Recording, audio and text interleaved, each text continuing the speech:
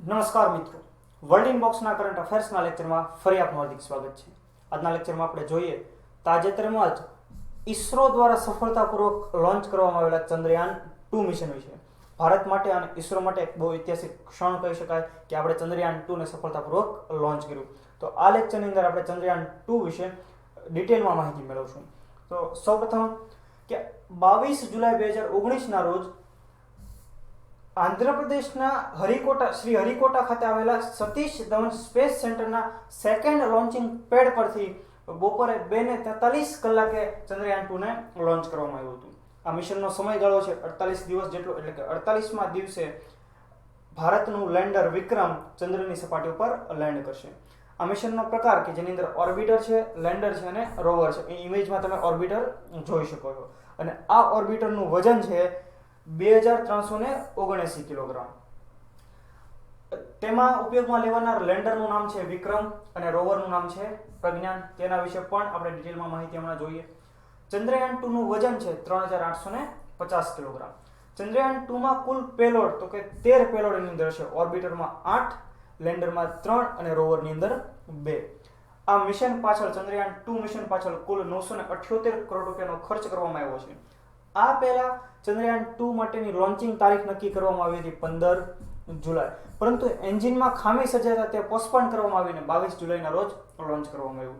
તો આ જે એન્જિનમાં ખામી સર્જાયેલી હતી તે દૂર કરનાર મિકેનિકલ એન્જિનિયર છે ડોક્ટર એસ સોમનાથ. હવે આપણે જોઈએ કે આ ચંદ્રયાન-2ની 48 દિવસની યાત્રા કઈ રીતના હશે, કેવી રીતના એ સફર કરશે. તો કે પૃથ્વી અને ચંદ્ર વચ્ચેનું અંતર 3.84 લાખ કિલોમીટર 48 દિવસમાં કાપશે. લોન્ચ થયા પછી 23 દિવસ સુધી તે પૃથ્વીની 4 વખત પ્રદક્ષિણા કરશે. એટલે કે કઈ રીતે, તો આપણે મેપમાં એને અહીંયા ઇમેજની અંદર જોઈએ તો કે અહીંયાથી લોન્ચ થયા બાદ તે 4 વખત પૃથ્વીની પ્રદક્ષિણા ફરશે.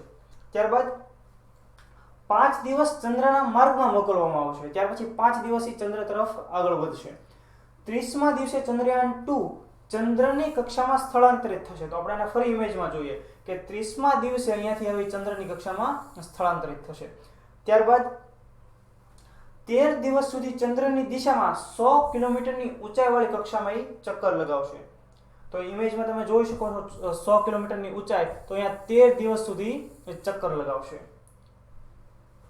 43મા દિવસે લેન્ડર ઓર્બિટરથી અલગ થઈ જશે અને 44મા દિવસે લેન્ડરની ગતિ ઓછી કરવામાં આવશે. હમણાં આપણે ઓર્બિટરની ઇમેજ જોઈ, તેની સાથે લેન્ડર જોડાયેલું હોય છે, જે 43મા દિવસે તેનાથી અલગ થઈ જશે. અને 48મા દિવસે એટલે કે લગભગ 7 સપ્ટેમ્બરની આજુબાજુ ચંદ્રના દક્ષિણ ધ્રુવ પરના સિમ્પેલિયસ એન અને મેનજીનસ સી ક્રેટરોની વચ્ચે તે ઉતરાણ કરશે. અને આ ઉતરાણના 4 કલાક બાદ વિક્રમ નામનું જેવું આપણું આ લેન્ડર ઉતરાણ કરે તેના 4 કલાક બાદ એ લેન્ડરમાંથી પ્રજ્ઞાન નામનું રોવર બહાર નીકળશે અને ચંદ્રની સપાટીનો અભ્યાસ કરશે. તો લેન્ડર વિક્રમ વિશે માહિતી મેળવે કે જેનો વજન છે 1471 કિલોગ્રામ, જે 650 વોટનો પાવર જનરેટ કરી શકે છે, જેમાં 3 જેટલા પેલોડ હોય છે. એ તમે જોઈ શકો વિક્રમ કે જે ચંદ્રની સપાટી પર લેન્ડ થતું હોય તે એક ઇમેજ છે. આ સિવાય રોવર પ્રજ્ઞાન, આ વિક્રમમાંથી પ્રજ્ઞાન ત્યારબાદ બહાર નીકળે છે.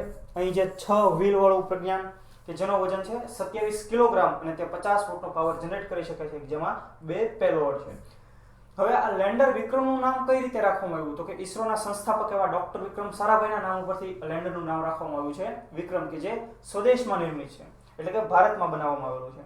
આ સિવાય પ્રજ્ઞાનનું નામ સંસ્કૃત ભાષામાંથી રાખવામાં આવ્યું છે, જેનો અર્થ થશે બુદ્ધિમત્તા. આ લેન્ડર અને રોવર ભારતને પહેલા રશિયા આપવાના હતા, પરંતુ રશિયાએ મદદ ન કરતા ભારતે સ્વદેશમાં જ તેનો વિકાસ કર્યો છે. ત્યારબાદ આ સમગ્ર મિશનની અંદર ઉપયોગમાં લેવાનાર રોકેટ જે છે GSLV Mark 3, જે બાહુબલી તરીકે ઓળખાય છે, આપણે યાદ રાખીને, જે 3 તબક્કાવાળું રોકેટ છે. તબક્કો 1, તબક્કો 2 અને તબક્કો 3, જેની ઊંચાઈ 43.43 મીટર છે. આ રોકેટની મદદથી 4 ટન સેટેલાઇટને જીઓસિન્ક્રોનસ ટ્રાન્સફર ઓર્બિટની અંદર આપણે સ્થાપિત કરી શકીએ છીએ. આ ઉપરાંત શા માટે ભારતે ચંદ્રયાન-2 માટે સાઉથ પોલ એટલે કે ચંદ્રના દક્ષિણ ધ્રુવને પસંદ કર્યો? બાકી અન્ય જે ચાઇના, રશિયા કે અમેરિકાના ઘણા યાન ચંદ્ર પર જઈ ચૂક્યા છે, પરંતુ તેઓ હંમેશા ઉત્તર ધ્રુવ પર લેન્ડ થતા હતા. ક્યારેય ચંદ્રના દક્ષિણ ધ્રુવ પર લેન્ડ થયા નહોતા, પરંતુ ભારતે દક્ષિણ ધ્રુવ પસંદ કર્યો અને આ સાથે દક્ષિણ ધ્રુવ પર લેન્ડ થનારો ભારત વિશ્વનો પ્રથમ દેશ બનશે. તો તેની પાછળનું જવાબદાર કારણ એવું છે કે દક્ષિણ ધ્રુવમાં સૂર્યના કિરણો ઓછા આવતા હોવાથી ત્યાં ભાગ ઠંડો છે અને તેથી ત્યાં પાણી હોવાની સંભાવના વધુ છે. એટલે કે જો એકવાર અહીંયા પાણીની સંભાવના વધુ અત્યારે દેખાઈ રહી છે, જો ત્યાં પાણી મળી જાય તો આવનારા સમયની અંદર સૌમાનવ મિશન માટે ઘણી મદદરૂપ મળી શકે. આ ઉપરાંત અન્ય શોધ સંશોધન કરવામાં પણ સરળતા રહે.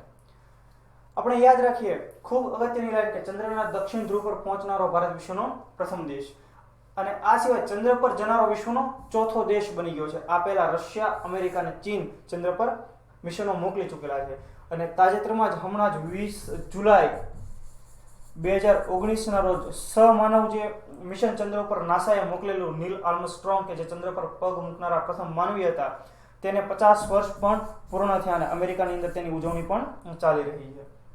આ સિવાય આ જે સમગ્ર ચંદ્રયાન 2 હતું એની અંદર અગત્યનો રોલ ભજવનાર 2 મહિલા સદસ્યો કે જે સાયન્ટિસ્ટ છે, તો એકનું નામ છે મુથૈયા વનિતા કે જેઓ ચંદ્રયાન 2 ના પ્રોજેક્ટ ડિરેક્ટર છે, કે જેઓ ઇસરોની અંદર 32 વર્ષથી ફરજ બજાવી રહ્યા છે, કે જેઓ ઇલેક્ટ્રોનિક્સ એન્ડ કમ્યુનિકેશન્સ એન્જિનિયરિંગમાં પોતાનું ગ્રેજ્યુએશન કમ્પ્લીટ કરેલું છે. અને આ સિવાય બીજો ચહેરો રીતુ કરિધાલ, જે 22 વર્ષથી ઇસરોની અંદર કાર્યરત છે અને એરોસ્પેસ એન્જિનિયર છે. તેમણે Indian institute of science Bangalore અને લખનઉ યુનિવર્સિટીમાંથી પોતાનો અભ્યાસ કરેલો છે અને વર્તમાનની અંદર તેઓ ચંદ્રયાન 2 ના મિશન ડિરેક્ટર છે. આપણે યાદ રાખીએ કે મુથૈયા વનિતા કે જેઓ ચંદ્રયાન 2 ના પ્રોજેક્ટ ડિરેક્ટર છે અને રીતુ કરિધાલ કે જેઓ ચંદ્રયાન 2 ના મિશન ડિરેક્ટર છે. રીતુ કરિધાલે મિશન મંગળયાનની અંદર પણ અગત્યની કામગીરીઓ નોંધાવેલી છે. તો દોસ્તો, આ બાબત હતી ચંદ્રયાન 2 વિશે. જો આપને વિડીયો પસંદ આવ્યો તો તેને લાઇક કરો, વર્લ્ડ ઇનબોક્સની ચેનલને સબસ્ક્રાઇબ કરો તથા આવા નવા વિડીયોની નોટિફિકેશન માટે બેલ આઇકન જરૂર પ્રેસ કરો. Thank you very much.